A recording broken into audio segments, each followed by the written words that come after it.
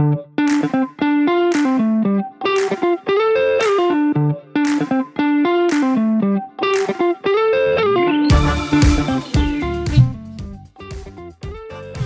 back to the new season of BR Wars, Coach's Tip. Today is Swimming Coach's Tip with head coach Alessio. And Coach TC. Alessio, you have great and huge experience as a swimmer and as a swim coach. What are, in your opinion, the three major mistakes that beginners do while swimming? Well, if we talk about beginners, I think the three biggest major mistakes are body position. We have to be flat in the water, and they usually drop the legs and they sink with the legs. Kicking, which is not a simple technical skill, but you have to practice, and then when it's automatic, of course, it's going to be natural. But in the beginning, of course, it's very hard to understand and to learn. And the third one is the breathing. So a proper breathing cycle.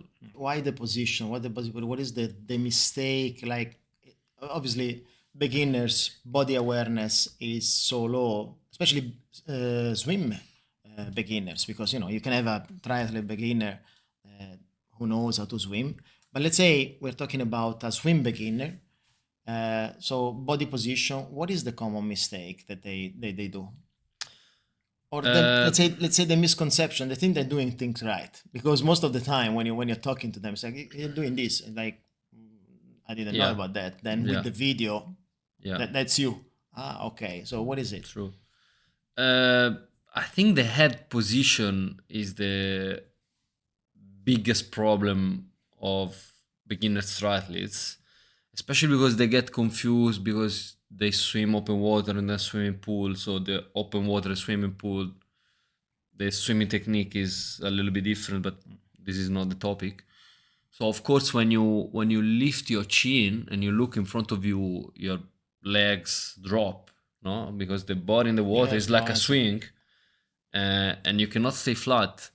And if you hold this position, you're not very efficient because the frontal drag increases. And I think 70% of swimming is efficiency. Yeah. It's like an airplane, Sometimes airplane in the air, if they want to go fast, they go flat. If they want to go slow, they go with a high angle of attack. Same when you are in the water, let's say water and air, density-wise is different, coefficients are different, but the concept is the same. You're going to slow down, you're going to have more drag, and you're going to consume more fuel. Exactly. So actually, unless, strong guys, they can swim like this, but, what's the point? Especially if you're training for endurance. Still a lot of effort. Because you can slow down, but with less effort. Yeah, so how do we fix that one? What is let's say, the exercise and technique that you use when you need to coach an athlete that has this head position problem with the legs that are falling? So you have to check the buoyancy of the guy in general, and then for the head position, just let's say force or teach the swimmer to push the chin to the collarbone. Closer to the chest. Look at the bottom of the pool. If you look at the bottom, because in the end, the position in swimming is like when you stand on a dry land, but you translate the body and you look down 90 degrees. But if you can hold this position, most probably you can fix the problem of all the body position. I remember when I started swimming, to understand this one, my swim coach was very tough. Was using a stick on us. But apart from that, to make you understand how the head is moving the legs, will put you in, belly up. And right away you see it. You go with the head back, your legs comes up.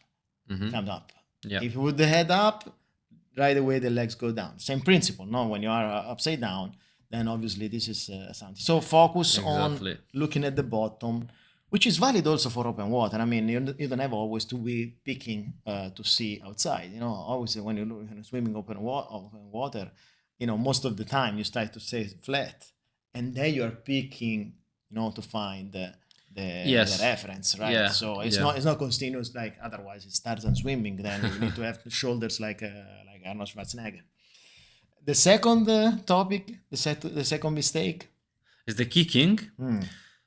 So the kicking in swimming is a kind of whip movement. I like to call it whip Yeah, movement, okay? that's Because correct. That's correct. the power comes from the hips, but then you apply in the water kicking with your the flat foot, okay? So like kicking a ball. Okay, but you shouldn't stay stiff and tense like Yeah. dig something, Yes, very yes. deep. Like you want to Okay. injure yourself kicking Exactly. the wall. Yeah. Exactly. Okay. So the movement is more like if you went to the gym, leg extension. So you have to completely extend the leg below your knees. And then you have to stay soft. Because Yeah. if you imagine the fish, it's Yeah, not, yeah. it's not a strong, stiff movement. Yeah, They are yeah. quite smooth and follow the flow. Let's say a mermaid. Okay? Yes, What you see in the exactly. cartoons, a Dolphin, mermaid, exactly. a dolphin, yeah, It's that like kind a of stuff. wave, no? Yes, So true. it's the same. Yeah, and which brings to that effectively to efficiency in the water, right? Exactly. Yeah. And then muscle wise, you have to engage, of course, your core and your glutes because sometimes you don't think about it and you just kick with your quads, Yeah. which is not completely, which is not correct, not completely correct. Yeah, I mean, like short swim, you need to do 100. You can make this kind of Yeah, you can mistakes, but survive. then Yeah. yes, yeah, but then if you start doing these mistakes, heavy shoulders or heavy legs, then you're gonna injure yourself for sure. And then the third mistake. Third mistake is the breathing. Okay. Because I understand that the water is a limitation because the brain says, okay, I'm gonna drown.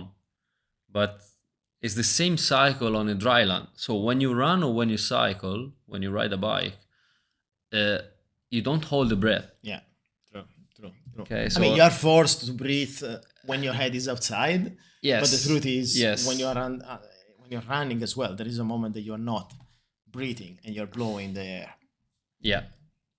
So you have to coordinate the head rotation with the swimming stroke, but at the same time you have to inhale and exhale non-stop, and you have to be sure that you almost finish all the air in your lungs. Yeah.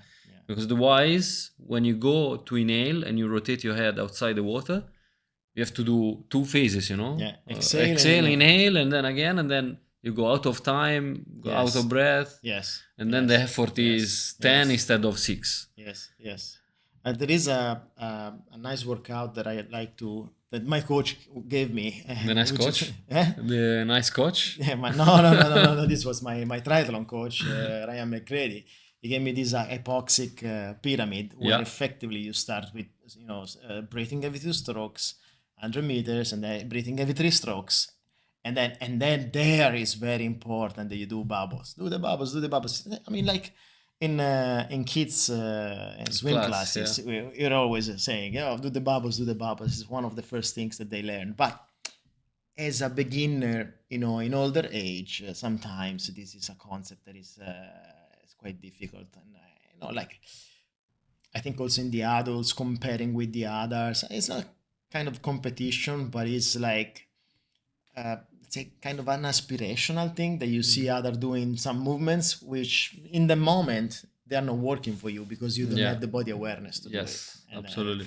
And I think in the swim, body awareness is the most important thing because especially in a beginner, you have so many things to fix. So before you get to the body awareness, now it takes a long time, and they have a pretty steep learning curve. You can fix a lot of things pretty quickly. On the other hand, with the advanced athletes, even if they have body awareness, all of a sudden you see that they're reaching a plateau. Yeah. Why is that?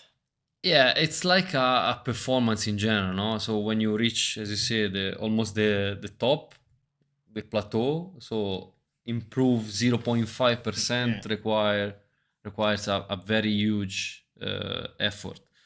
In this case, the advanced swimmers are a little bit more aware of their body in the water, but sometimes they forget the focus. So when they have the coach on the pool deck, of course they get some feedback and they can focus on something that they really need to work on. But then they go alone to the swimming pool. Maybe they think about pushing. Of course, they can swim well, but they cannot improve that specific aspect because they don't have a feedback on outside on the pool deck, and they focus on something else, and they keep not improving. It's kind of a paradox. You have beginners that they obviously need supervision, but you have a lot of stuff to do. So it's like being a sculpture. And you get the big piece of marble, and then you can do pieces. Oh, it looks like a figure, and then you have already a figure with the advanced athletes, but you're not able to, get there with the scalp and getting the face done because they need a lot of supervision. I think there is also a psychological thing going on. Some of the athletes go into this game of, it's a long distance triathlon. 5% of the time is the swim. Why should I put effort there? Without understanding that effectively, when you get out of the water and you have been swimming strong, you're going to be stronger on the bike because your core is strong. It didn't affect, having a good swim. It's not going to affect your bike, and so on. So this kind of a misconception that I've heard since I started my journey in triathlon. Yeah, but the swim, it's okay. Everybody can. You just finish the swim and then you see.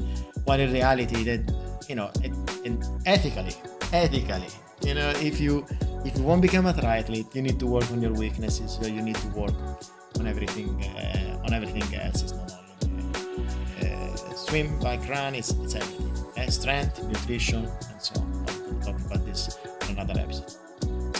This was Beer Wars Coach's Tip, Swim Coach's Tip. See you next episode. Bye. Bye.